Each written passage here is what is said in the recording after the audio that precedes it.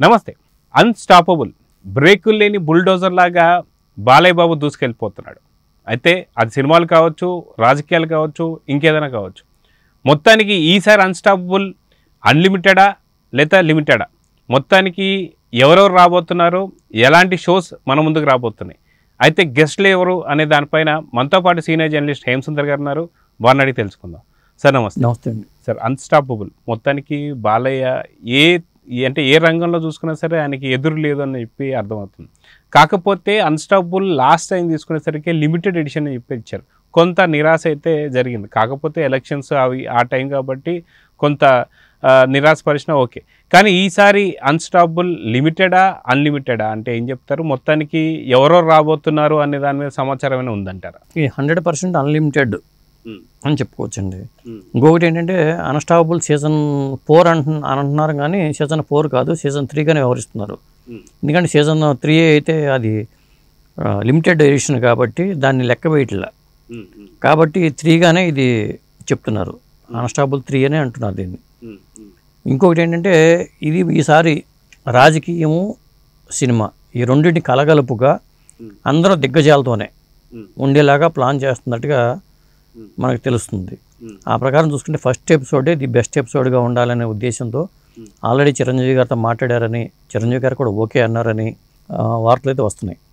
కాబట్టి మొట్టమొదటిసారిగా ముఖాముఖి మాట్లాడుకోవడం వేరు కదా. ఇప్పుడు చిరంజీవి గారికి, బాలయ్య బాబుకి సినిమాల పరంగా పోటీ ఉంది, సంక్రాంతి సినిమాల్లో పోటీ జరిగింది, అవన్నీ జరిగినాయి. కానీ సినిమాల పరంగా జరిగిన మాటామంతి అనేది ఇప్పుడు ఒక వేదిక మీద ఉండి వీళ్ళిద్దరు మనోభావాలు ఒక వేదిక మీద వ్యక్తం అయితే ఎలా ఉంటాయి అనడానికి ఒక ఇంట్రెస్టింగ్ ఎపిసోడ్ అయితే ఉంటుంది. అరవింద్ గారు ఆల్రెడీ చిరంజీవి గారితో మాట్లాడారని, చిరంజీవి గారు ఓకే అన్నారని సమాచారం అయితే ఉంది. కాబట్టి ఫస్ట్ ఎపిసోడ్ ది బెస్ట్ ఎపిసోడ్గా అన్‌స్టాపబుల్లో ఉండబోతుంది. ఇక సెకండ్ ఎపిసోడ్కి వచ్చేసరికి నాగార్జునతో కూడా సాధారణంగా నాగార్జునకి, బాలయ్య బాబుకి పడదు అంటూ ఉంటారు. ఎందుకంటే వాళ్ళు నాగేశ్వరరావు గారు, రామారావు గారు కలిసి సినిమాలు చేశారు, చాలా సినిమాలు, దాదాపు 20 సినిమాలు చేశారు. ఆయన పోటీ ఉన్నా కానీ ఒక ఆరోగ్యకరమైన పోటీగానే వాళ్ళు తీసుకున్నారు, అది జరిగిపోయింది. కానీ సినిమా ఫీల్డ్కి వచ్చాక చిరంజీవి గారికి, నాగార్జునకి ఫ్రెండ్షిప్ ఉంది, కానీ బాలయ్య బాబుకి, నాగార్జునకి ఆ ఫ్రెండ్షిప్ కానీ ఆ సంబంధ బాంధవ్యాలు కానీ లేవు. కాకపోతే ఇప్పుడు మళ్ళీ ఇద్దరిని ఏకం చేసే ప్రక్రియ జరుగుతుందని సమాచారం అయితే ఉంది. అందులో భాగంగానే నాకు కూడా తను ఓకే అన్నాడు అనేది చెప్తున్నారు.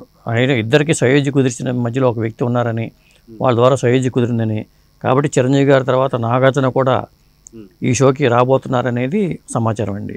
అంటే మొత్తానికి చూసుకుంటే గతంలో కూడా మనం చిరంజీవి గారితో పాటు నాగార్జున గారు చూసాం. ఒకానొక టైంలో అయితే నాగార్జున గారు చిరంజీవి గారు ఇంటికి వెళ్ళారని, ఇంటికి వెళ్ళిన తర్వాత ఒక నాటుకోడో సంథింగ్ ఏదో వండుకొని మేము ఇద్దరం కలిసి ఉన్నాము అని చెప్పేసి అని ఒక చిన్న బయట కూడా మనం చూసాం. అయితే వీళ్ళిద్దరి మధ్యన ఇంత సఖ్యత ఉంది. అదిగాక వీళ్ళిద్దరు కూడా మా టీవీకి సంబంధించి కూడా కొంత వ్యాపార సన్నిహిత బాంధత్వాలు కూడా మనం చూసాం. కానీ ఇప్పుడు బాలకృష్ణ గారితో వీళ్ళిద్దరికీ కొత్త అన్నట్టుగా చెప్పుకోవాలి. ఎందుకంటే స్క్రీన్ పైన ఎప్పుడు కూడా బాలకృష్ణ చిరంజీవి గారిని మనం చూడలేదు అంతగా, అదేవిధంగా బాలకృష్ణ నాగార్జున గారు కూడా చూడలేదు. సో మొత్తానికి ఎలా ఉండబోతున్నాయి ఈ 2 ఎపిసోడ్స్ అంటే ఏం చెప్తారు? ఈ 2 ఎపిసోడ్స్ కూడా మంచి ఇంట్రెస్ట్గా ఉండబోతున్నాయండి. ఇప్పుడు మీరు అన్నట్టుగా వాళ్ళిద్దరితోనూ ఇంటరాక్ట్ అయిన సందర్భాలు లేవు. ఏదో ముక్తసరిగా మాట్లాడుకోవడం, వేదిక మీద హలో అండి హలో అనుకోవడం తప్పితే మనసు వైపు మాట్లాడుకున్న దాఖలాలు అయితే లేవు. ఇప్పుడు అవి ఎలా ఉంటాయి? ఎందుకంటే ఈసారి చాలా అన్లిమిటెడ్ ఎడిషన్ అని మనం అనుకుంటున్నాం కాబట్టి నాగార్జునతో కూడా అన్లిమిటెడ్గానే ఉంటుంది, చిరంజీవితోనూ అన్లిమిటెడ్ ఉంటుంది. ఇంకా మూడో హీరో కూడా రాబోతున్నాడు అనుకోవచ్చు. ఆయన విక్టరీ వెంకటేష్. చెప్పాలంటే ఈ నలుగురు కూడా హోరాహోరీగా పోరాడిన ఒక శకంలో మంచి పోటీ ఇచ్చుకున్న వాళ్ళే చెప్పుకోవచ్చు. ఇంకొకటి ఏంటంటే సురేష్ ప్రొడక్షన్స్కి విత్తనం అనేది ఎన్టీ రామారావు గారు వేసిన రాముడి భీముడు విత్తనం అయితే ప్రేమనగర్ చెట్టు అని రామానాయుడు గారు అంటూ ఉంటారు. సురేష్ పక్కన బ్యానరు అంత పెద్దగా ఎదగడానికి కారణం కూడా ఎన్టీ రామారావు హెల్ప్ అయ్యారు. అలాంటిది వెంకటేష్ కూడా నేను ఓకే అని చెప్పి అన్నాడని, అన్‌స్టాపబుల్కి వెంకటేష్ కూడా రాబోతున్నట్టుగా సమాచారం అయితే ఉంది. ఇవన్నీ ఎత్తైతే అంటే నాగార్జున కూడా ఈ కుబేరా సినిమా కూడా రాబోతుంది కాబట్టి ఆ కుబేరాకి ప్రమోషన్స్కి ఉపయోగపడేలాగా కుబేరా యూనిట్ని దింపుతారా లేకపోతే నాగార్జున ఒక్కడే వస్తాడా అనేది తెలియదు. కానీ మొత్తం అలాగే చిరంజీవి గారికి విశ్వంబర వస్తుంది కాబట్టి వాళ్ళ వ్యక్తిగత ప్రచారం కోసం కాకుండా ఈ ఇద్దరు ఒక ఏకం అవ్వాలి. రాజకీయంగా జనసేన పార్టీ మరి తెలుగుదేశం పార్టీ ఏకమయ్యి గవర్నమెంట్ని ఫామ్ చేసుకున్నాయి కాబట్టి మనం ప్రమాణ స్వీకారం రోజున కూడా చిరంజీవి గారు వెళ్ళారు కాబట్టి రేపు సెప్టెంబర్ 1ని బాలయ్య బాబు సత్కార సభలో కూడా వీళ్ళందరూ పార్టిసిపేట్ చేయబోతున్నారు. అన్స్టాపుల్ వేదిక కన్నా ముందే వీళ్ళందరూ కూడా సెప్టెంబర్ 1వ తారీఖుని బాలయ్య బాబుకు జరిగే కార్యక్రమాల్లో పాల్గొంచకపోతున్నారు. కాబట్టి కన్నుల పండుగగానే ఈ వేడుక ఉండబోతుంది.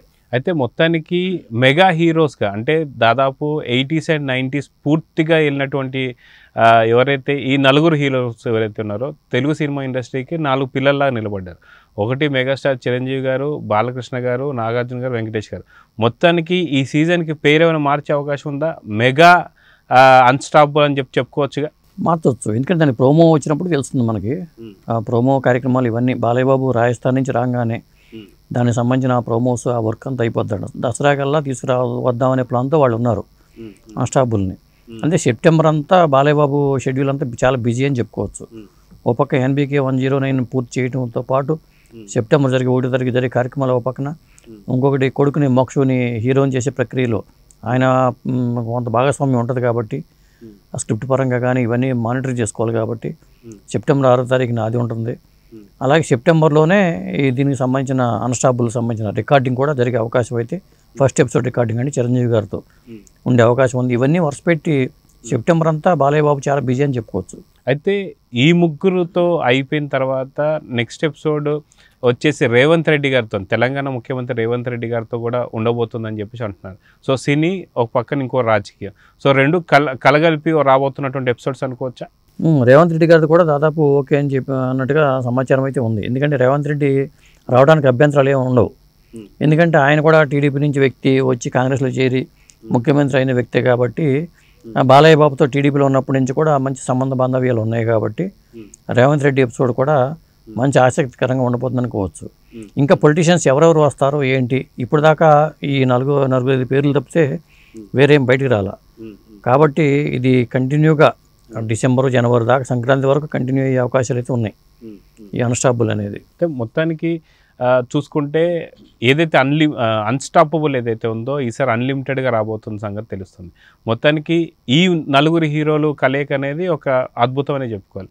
మొత్తానికి ఇక్కడ చూసుకునేసరికి సాధారణంగా అన్స్టాపబుల్లో వచ్చేసరికి ఎక్కువ శాతం హీరోయిన్స్ గురించి ఉండే రూమర్స్ కావచ్చు, లేదంటే అప్పట్లో వాళ్ళకు ఉన్నటువంటి ఒక అఫైర్స్ కావచ్చు, లేదంటే గాసిప్స్ కావచ్చు, వీటి మీద ఎక్కువ చర్చ నడుస్తూ ఉంటుంది. మనం చూసాం అక్కడ ప్రభాస్ కావచ్చు, మిగతా అందరి హీరోలతో కూడా ఏ హీరోయిన్తో ఇప్పుడు అఫైర్ ఉంది ఏంటి సంగతి అన్నట్టు.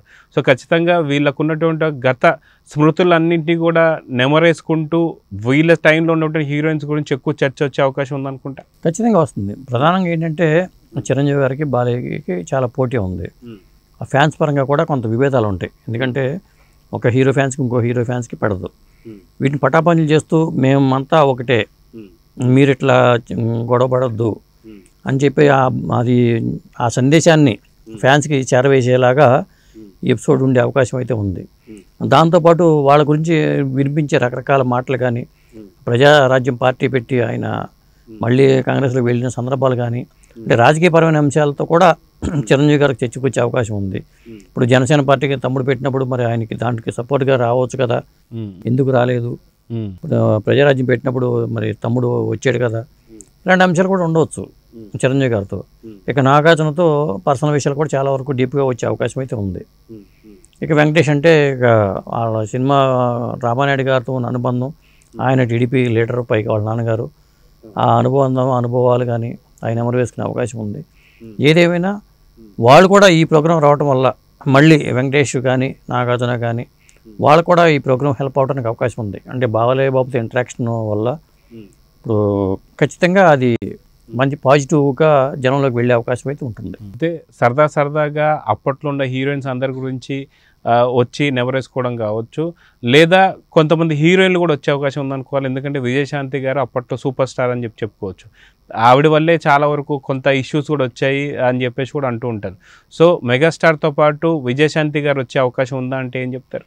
నేను అనుకోవడం విజయశాంతి గారు రాకపోవచ్చేమో, ఎందుకంటే వాళ్ళు కొంత గ్యాప్ వచ్చింది అప్పట్లో. నిప్పు రాబో సినిమా తర్వాత వాళ్ళు ఓన్గా తీసిన సినిమా అది, ఆ తర్వాత కొంత గ్యాప్ వచ్చింది. బాలయ్య బాబుతో కూడా ఆవిడ చేయలేదు. చిరంజీవి గారితో మళ్ళీ ఒక వేదిక మీద పంచుకోవడం, సర్లేరు మీకెవరు ఫంక్షన్లో ఎల్బీ స్టేడియంలో జరిగిన దాంట్లో పార్టిసిపేట్ చేయడం జరిగింది. కానీ విజయశాంతి రాకపోవచ్చో అనిపిస్తుంది. వస్తే ఇంకా అద్భుతంగా ఉంటుంది. ఖచ్చితంగా రప్పించగలిగితే విజయశాంతి కానీ ఆయనతో చేసిన చాలా సినిమాలు చేశారు కాబట్టి వీళ్ళందరూ సెప్టెంబర్ 1వ తారీఖు వేదిక మీద కనిపిస్తే మాత్రం అన్స్టాపుల్కి రావడానికి పెద్ద ఇబ్బంది ఏమి ఉండదు. అక్కడ కార్యక్రమానికి వస్తే ఇక్కడికి వచ్చేసినట్టే దాదాపు. చూడాలి. సో చూద్దాం సార్. మొత్తానికి ఈసారి అన్స్టాపుల్ మాత్రం అన్లిమిటెడ్గా రాబోతుంది. అదేవిధంగా దీని పేరు మాత్రం మెగా అన్స్టాపుల్ అవుతుందా లేదా అనేది చూద్దాం. నమస్తే.